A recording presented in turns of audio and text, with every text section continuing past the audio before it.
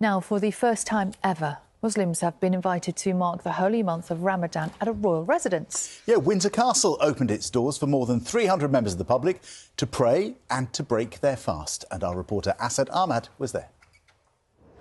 Windsor Castle has seen a lot in its 1,000 years, but never this. Welcome. 300 members of the public, mostly, but not all Muslim, applied for a free ticket to come and break their Ramadan fast in the magnificent St George's Hall, normally used to entertain heads of state and for special royal events. Amazing, it's an amazing atmosphere, and we were saying it just doesn't feel real. It's very kind of the royal family to open their home to us. We never thought we'd be here breaking Iftar. We've really come a long way. Over 350 people calmly took their seats to become a part of history.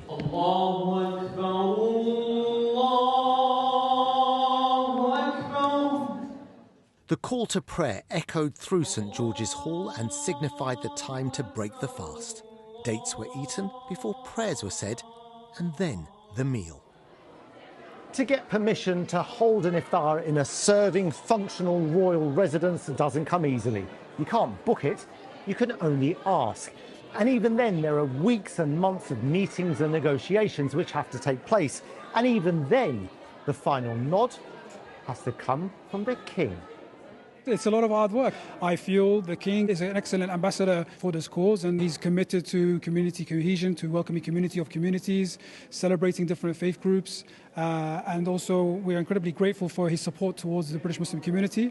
Indeed, His Majesty the King has been championing religious diversity and indeed encouraging interfaith conversations for many, many years. So this really is just a continuation of that here this evening.